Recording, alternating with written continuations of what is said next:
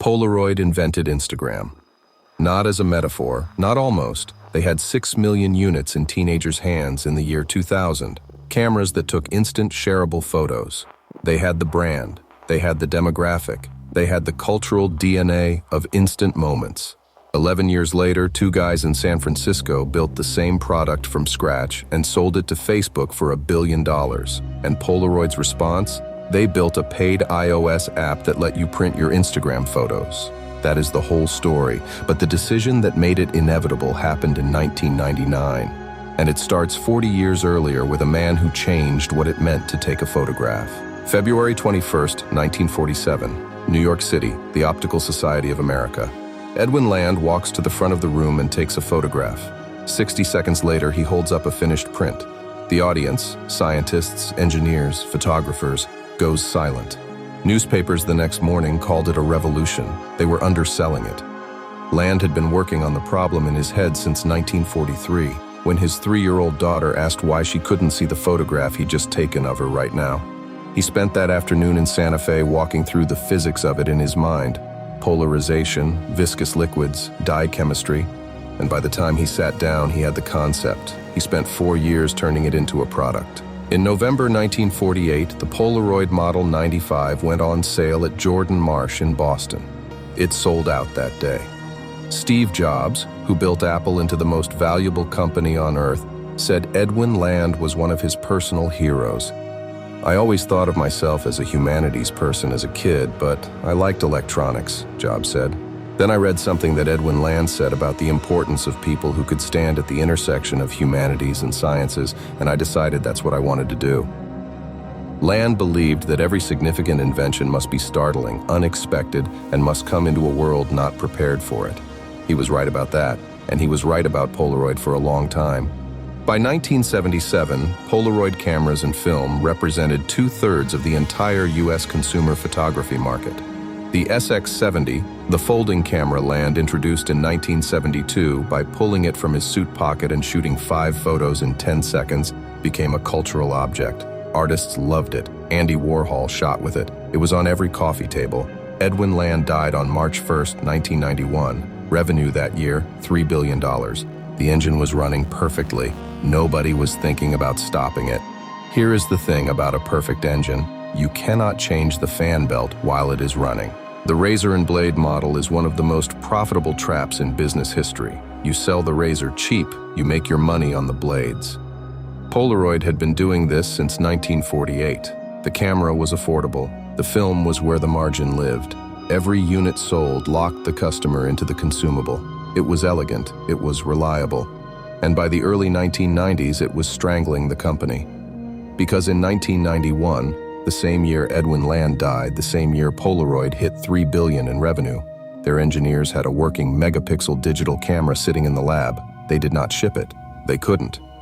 Not because the technology didn't work, because the entire business was built on film. Every executive, every forecast, every bonus structure was tied to film sales. A digital camera that didn't need film wasn't a product. It was a threat to the company's own income statement. So they waited, they refined it, they studied it, they formed committees.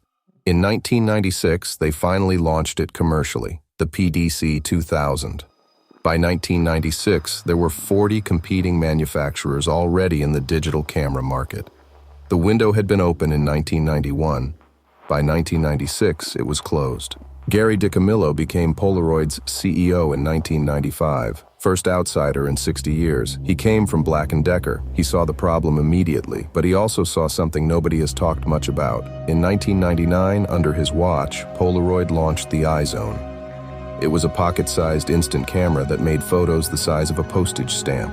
Sticker-backed, colorful faceplates, $30. It targeted teenagers specifically, and it worked better than almost anything Polaroid had done in a decade.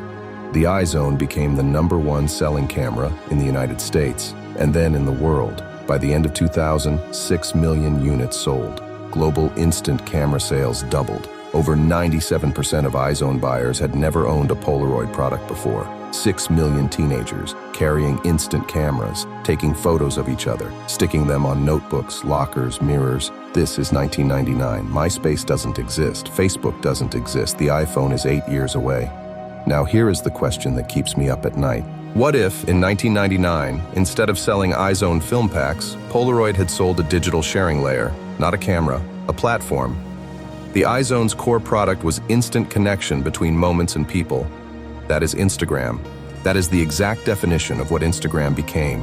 Polaroid had it, physically, culturally, demographically, in 1999. They had 6 million users. Instagram had 25,000 on its launch day. They had the #1 youth brand in consumer electronics. Instagram spent years building its first million. They had the aesthetic, the warm tones, the square frame, the imperfect edges that signal authenticity.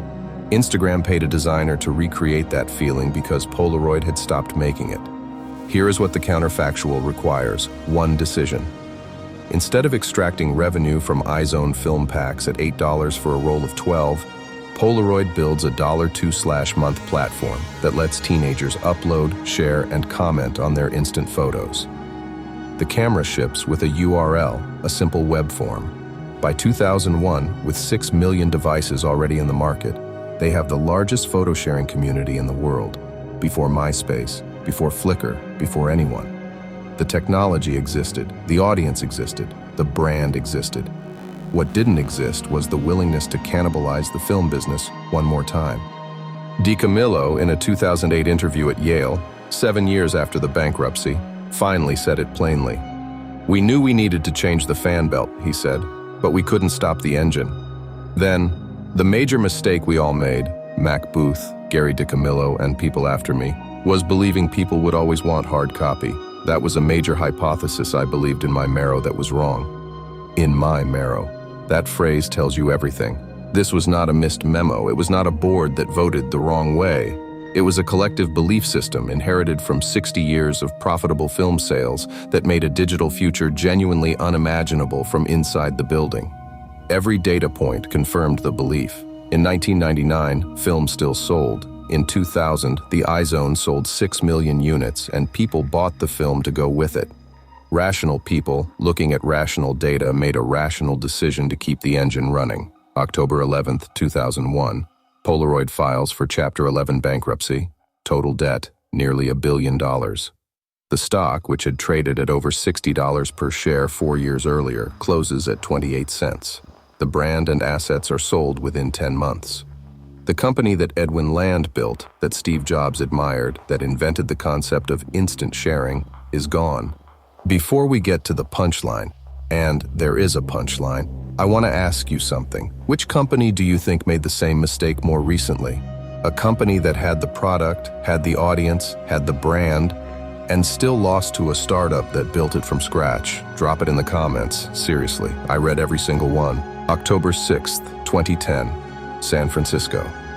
Kevin Systrom was 27 years old. He had studied photography in Florence. He understood something about images. The smartphone camera was technically perfect and emotionally cold. What made a Polaroid photo feel real, the warmth, the grain, the imperfection, was exactly what was missing from a phone camera. So he built filters, vintage tones, square frames, a feed that looked like someone had left a stack of instant photos on a coffee table. He called it Instagram. On launch day, 25,000 users. In 18 months, 30 million users. In April 2012, Facebook acquired Instagram, 13 employees, for $1 billion in cash and stock. The company that had 6 million instant sharing devices in teenagers' hands in the year 2000 was, by 2012, selling a $1.99 iOS app that let you print your Instagram photos. Not a metaphor, an actual product. Polaroid's actual strategic response to Instagram was to help you make physical prints of someone else's platform. Edwin philosophy was, don't do anything that someone else can do. His company spent its last decade doing only things someone else had already done, and doing them late. There's a version of this story where, in 2012, Instagram is a Polaroid product, where the acquisition goes the other way. Facebook buys Polaroid's social platform for $1 billion, where the company that invented instant photography also invents instant sharing. DiCamillo knew what he needed to do. He said so, in his own words, 7 years too late.